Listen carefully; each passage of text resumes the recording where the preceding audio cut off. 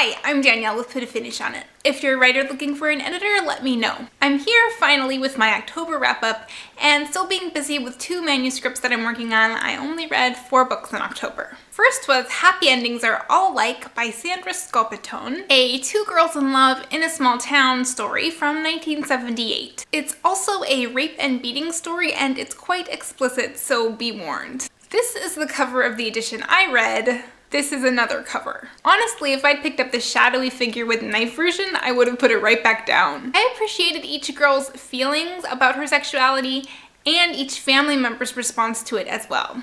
One mother thought, am I as liberated a woman as I thought I was when it's my daughter who's gay? Then we have the rape storyline intersect with the sexuality storyline in a time when not blaming the victim was a new idea. Susan Brown Miller gets a mention. Read it if you're a student of women's history or gender and sexuality, but know that it is not just a gay teen love story. This was my 70th book of the year, so I reached my Goodread reading challenge goal of 70 books on October 3rd. The first year that I've done it that I'm not scrambling to finish my 70th book on December 31st, so yay for that. I wanted to read something light and fun and contemporary after the violent one, so I picked up Perfect You by Elizabeth Scott from 2008. Unfortunately, there was nothing I liked about this book. It started out okay, but I disliked it more and more as I went. It's just too long and repetitive. Nothing in this girl's life is going well. She misses her best friend. The cute guy can't possibly like her and she thinks he's a loser. We get it. It's one of those stories where the girl willfully misinterprets everything the guy says and does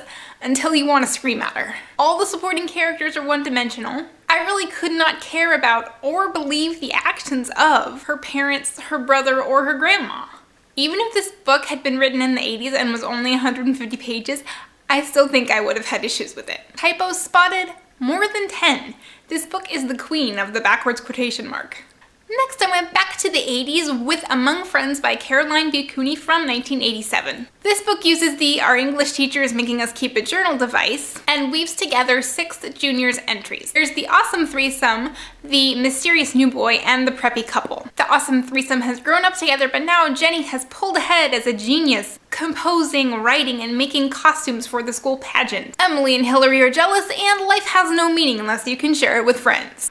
Rich Connecticut kids go skiing in Vermont for the weekend or to New York City for the day, and there's even a kid who drives a Porsche to school. I didn't really relate to it that much. Of the awesome threesome, one is Jewish and one is Asian, and there is a poor kid, so there's a 1980s attempt at diversity. The 4th and final book I read in October was The Latte Rebellion by Sarah Jamila Stevenson, a debut novel from 2011. This one was good, but I was hoping for really good. I liked the premise a lot. 2 multi-ethnic seniors realize there's an Asian student club, an African-American student club, and a Latino student club, I think, at their school, but they don't fit into any single club. The protagonist, Asha, is Indian, Mexican, and Irish, and she doesn't identify with one any more than the other. She and her friend have this idea to make t-shirts to raise money for a trip after graduation, and they design a logo with the phrase Latte Rebellion to represent multi-ethnic kids or mixed races, pretty much anyone along the spectrum of non-white.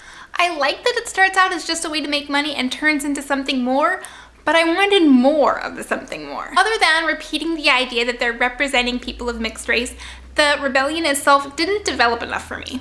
Also, the book starts out with Asha at a school hearing facing possible expulsion, and then goes back to tell how it all started with scenes from the hearing sprinkled throughout. So plot-wise, a lot is given away at the beginning, and since the rebellion itself isn't what I was hoping for, I had trouble staying interested in this story. I've certainly never read a story about a protagonist who is Mexican, Indian, and Irish, so if you're interested in books that take place in Northern California, or books with very interesting mixed race protagonists, you could check it out just from that point of view. And those are the 4 books I read in October. Thanks for watching.